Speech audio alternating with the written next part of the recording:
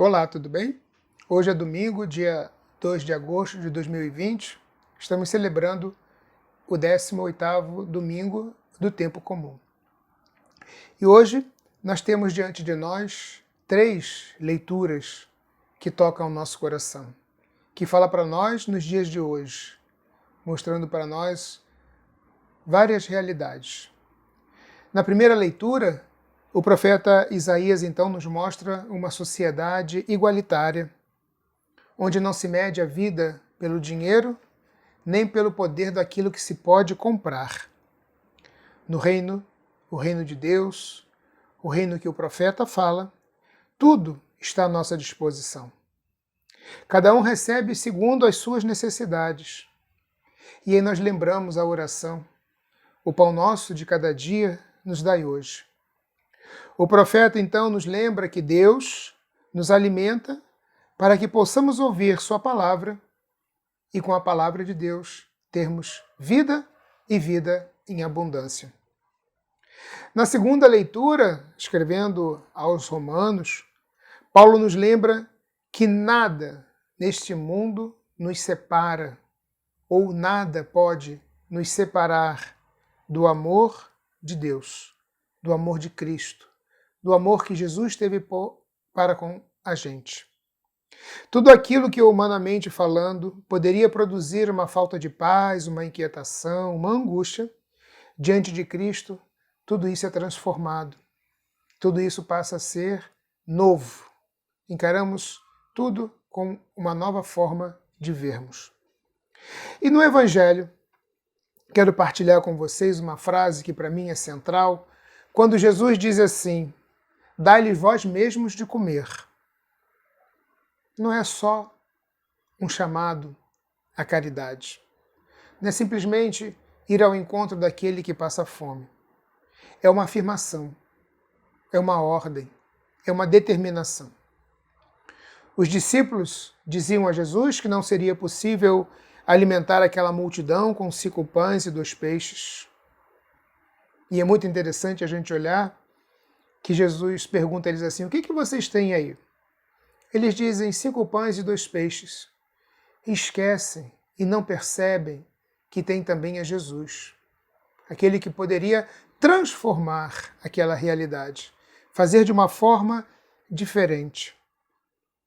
Existem muitos elementos nesse texto que nos servem de matéria para a nossa reflexão.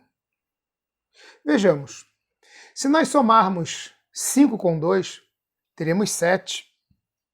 Temos 7 sacramentos, 7 virtudes opostas aos 7 pecados capitais, 7 obras de misericórdia espiritual, 7 obras de misericórdia corporal. E se somarmos as virtudes teologais com as virtudes cardeais, teremos 7. Interessante como o número 7 nos acompanha na nossa vida espiritual, naquilo que faz com que a gente possa se aproximar de Deus. 7 foram os números dos primeiros diáconos. 7º é o dia em que Deus descansa depois de ter trabalhado, criando o paraíso, criando o mundo, criando a humanidade, nos refazendo. Deus descansa no 7º dia. Então, diante dos 5 pães e dos 2 peixes, temos Jesus, a perfeição, aquele que pode ir além das aparências. Ele toma estes alimentos da graça e os parte, ou reparte, ou transforma aquilo em vida, distribuindo para os discípulos que entregam às multidões.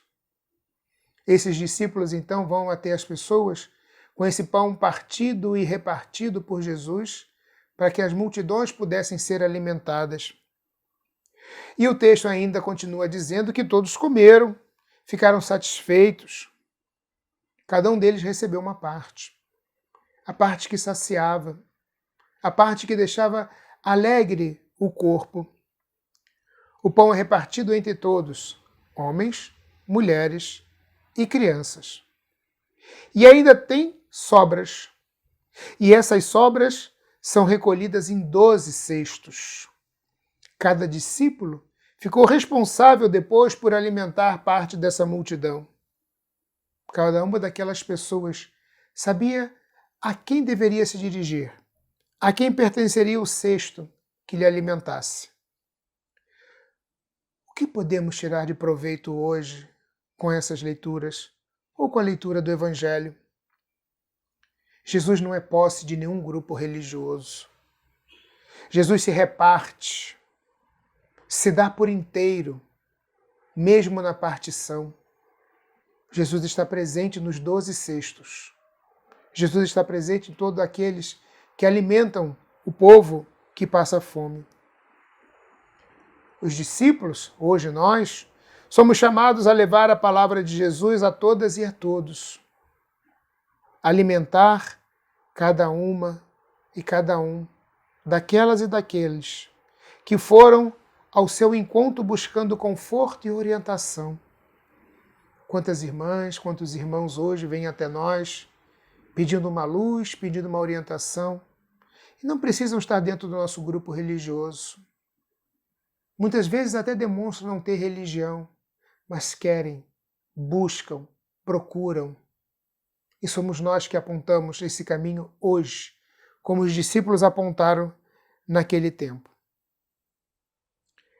A oração eucarística, rezada hoje aqui na Arquidiocese do Rio de Janeiro, colocada nos folhetos que nós acompanhamos a missa, num dado momento ela diz assim: dai-nos olhos para ver as necessidades e os sofrimentos dos nossos irmãos e irmãs. Inspirai-nos palavras e ações para confortar os desanimados e os oprimidos.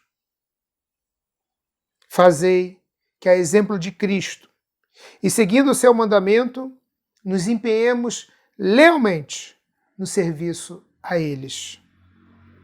Vossa Igreja seja testemunha viva da verdade e da liberdade, da justiça e da paz, para que toda a humanidade se abra à esperança de um mundo novo.